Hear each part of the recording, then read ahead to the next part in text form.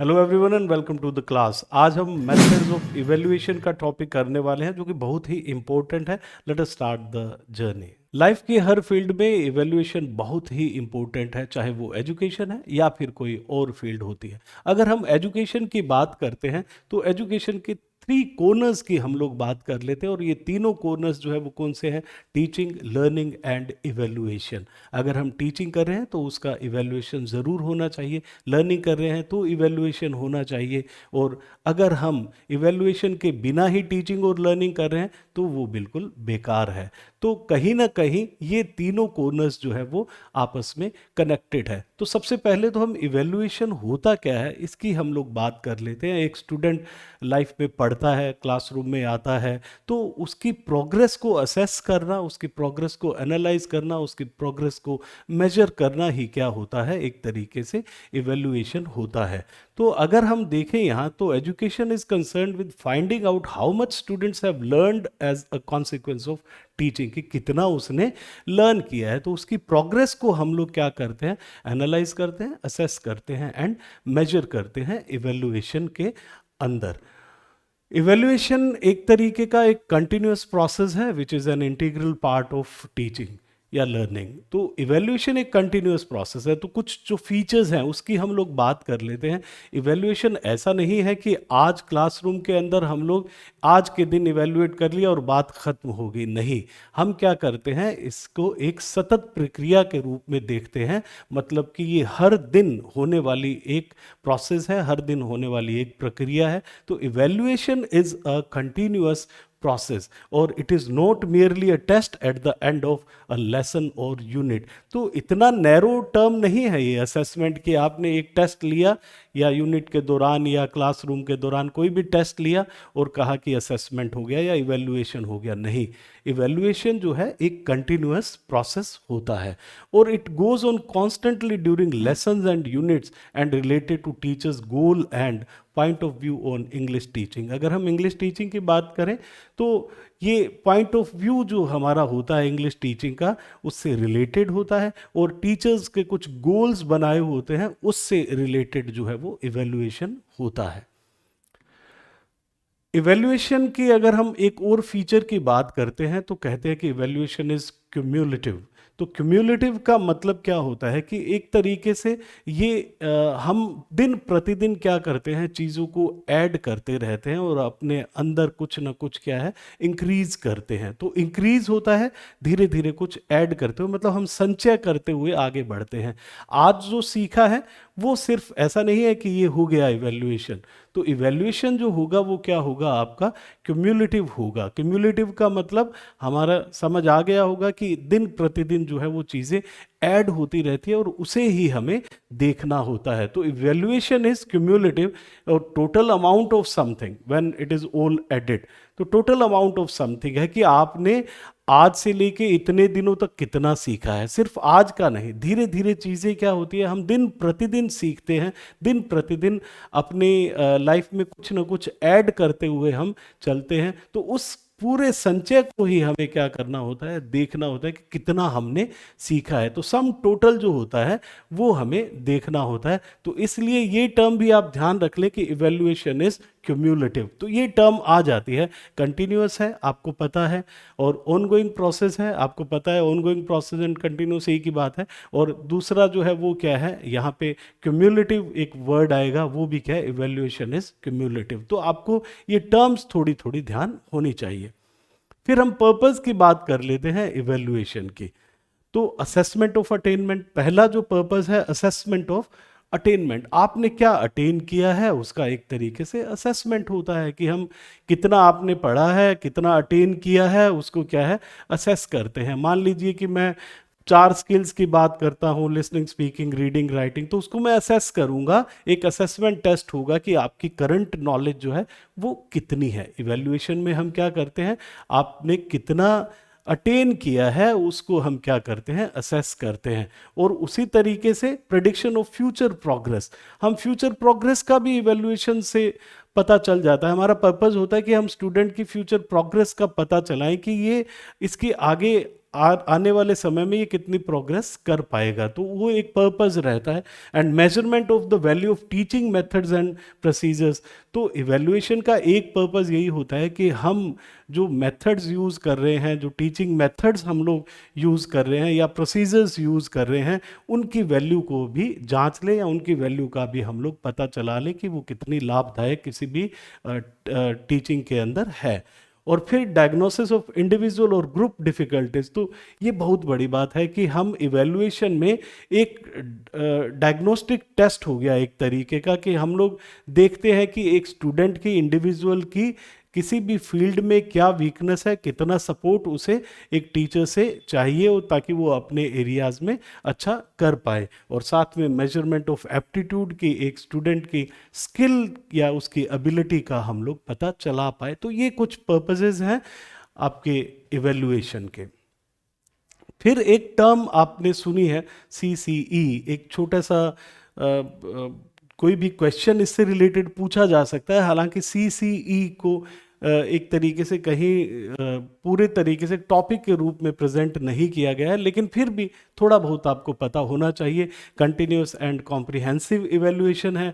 आपको पता है कि ये इवैल्यूएशन कंटिन्यूस है, मतलब सतत चलने वाला है। और कॉम्प्रिहेंसिव जो है, आप समझ गए कि ऐसा नहीं है कि सिर्फ पढ़ाई ही पढ़ाई देखी जाती है। तो बहुत सी फील्ड्स है लाइफ में, उन सभी फील्ड्स को जो है वो इवैल्यूएट किया जाता है, चाहे वो आपकी स्कोलेस्टिक है, चाहे वो को स्कोलेस्टिक है, या एक्स्ट्रा करिकुलर जिसको हम कह देते हैं वो है। तो बहुत सी ऐसी फील्ड्स होती हैं, वो ओवरऑल जो है वो देखा जाता है, and that is known as comprehensive.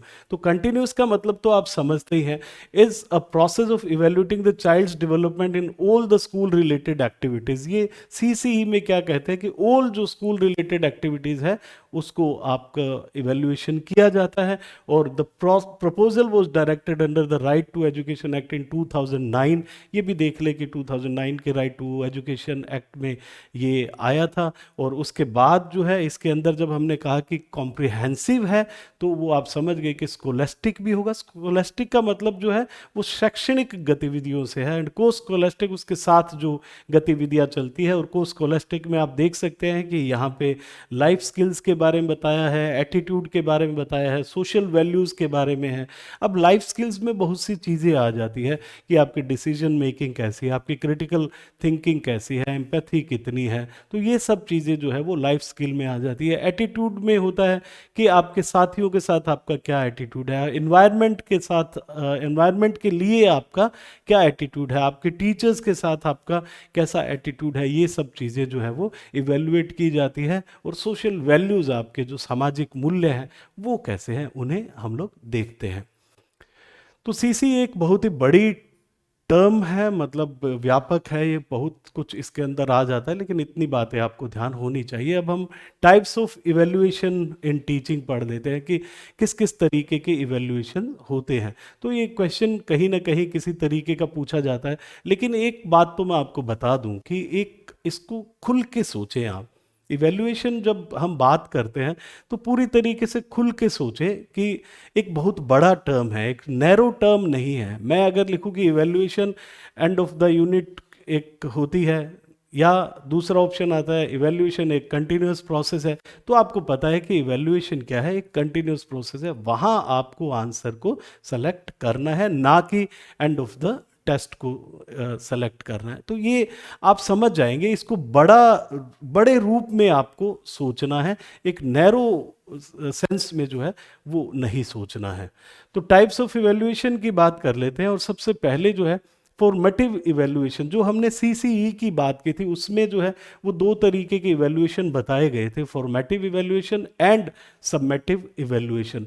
देखिए, फॉर्मेटिव इवैल्यूएशन जो होता है वो एक ऑन गोइंग प्रोसेस होता है, जिसमें हम स्टूडेंट को तो असेस करते ही हैं, दिन प्रतिदिन असेस करते हैं, लेकिन साथ साथ में क्या होता है कि एक टीचर भी क्या करता है, अपने प्रोसीजर को, अपने मेथड्स को इवेल्युएट करता है। जैसे यहाँ लिखा है कि this is ongoing evaluation that helps teachers adjust and improve their teaching throughout a course of program. Teacher भी अपनी टीचिंग को इम्प्रूव करता है या उसको स्टूडेंट्स के अकॉर्डिंग एडजस्ट करता है।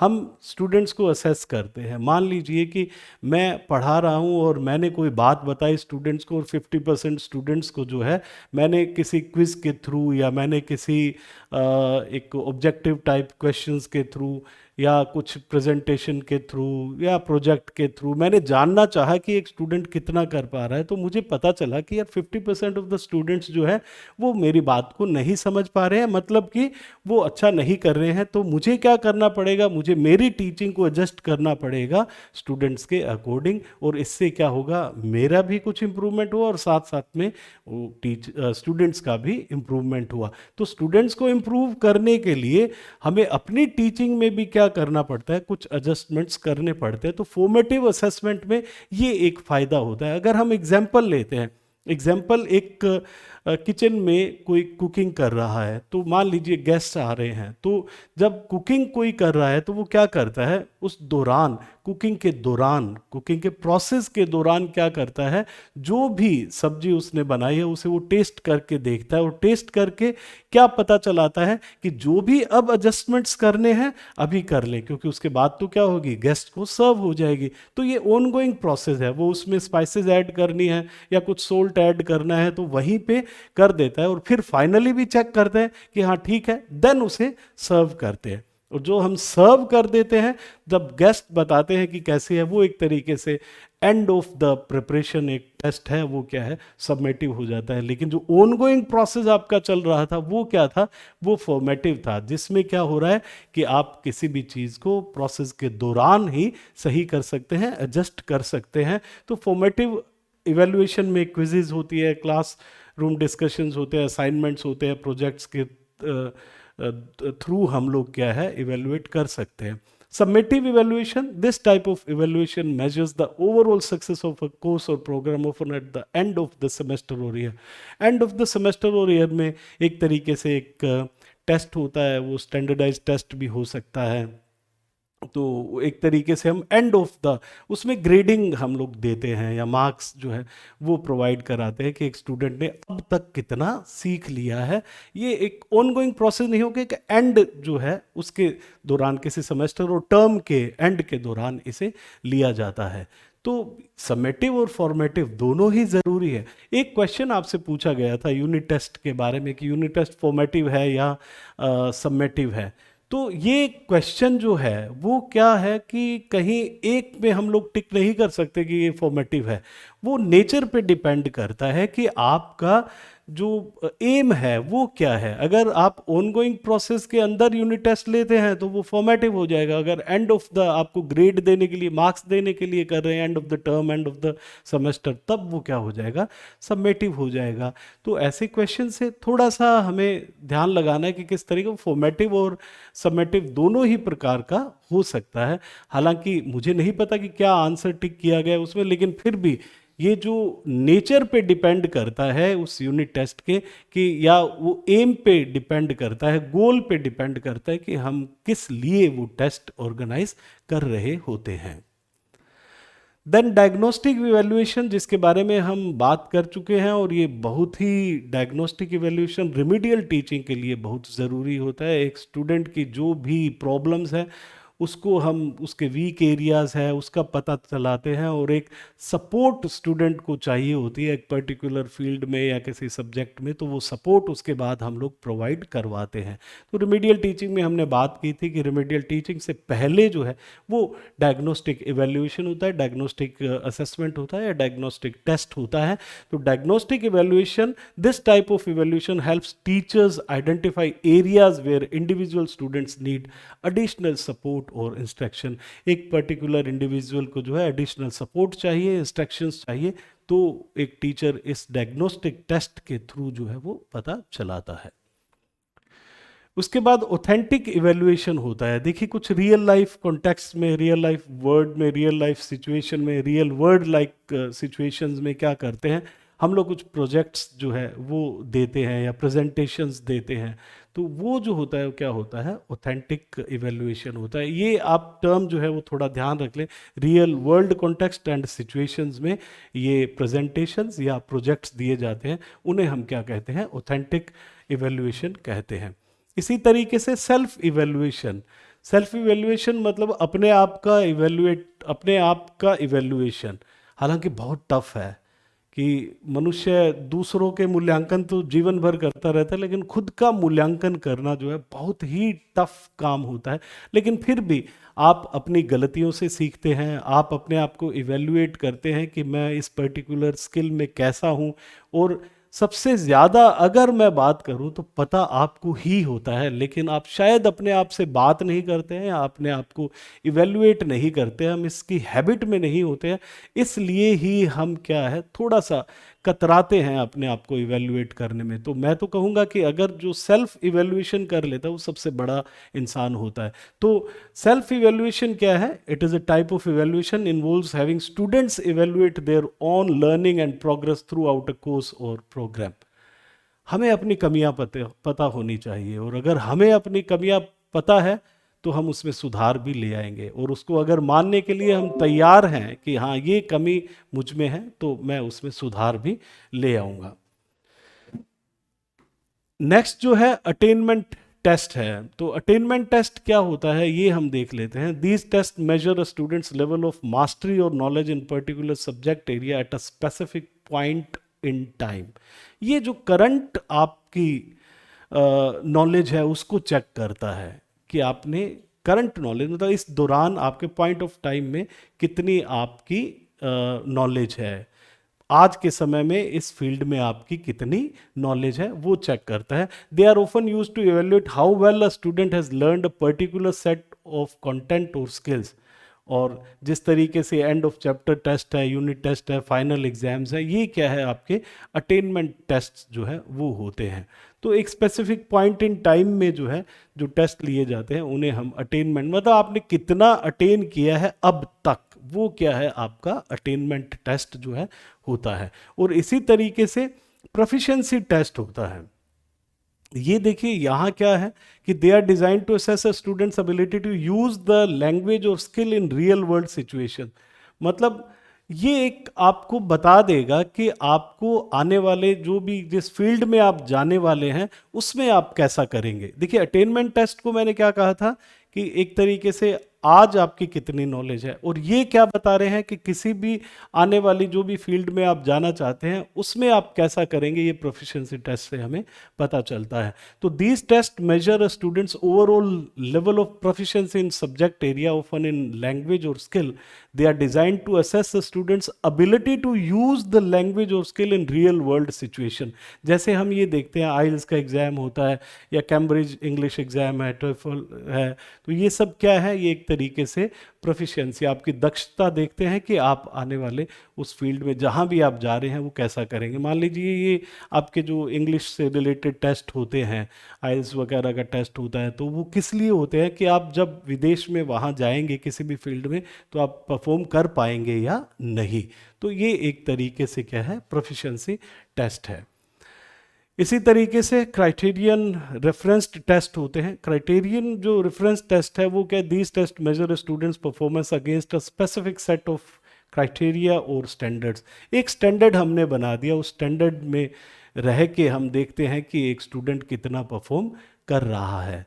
एक स्टैंडर्ड बना दिया कि हाँ इतने ग्रेड पॉइंट तक एक बच्चा होना चाहिए, या तो एक क्राइटेरिया जो है वो सेट कर देते हैं, इसे हम क्राइटेरियन रेफरेंस्ड टेस्ट कह देते हैं। एक स्टैंडर्ड मेंटेन करते हैं और उस स्टैंडर्ड के थ्रू हम बताते हैं कि वो जो उसने अटेन किया है वो अच्छा है या वो बिलो स्टैंडर्ड है, कैसे है।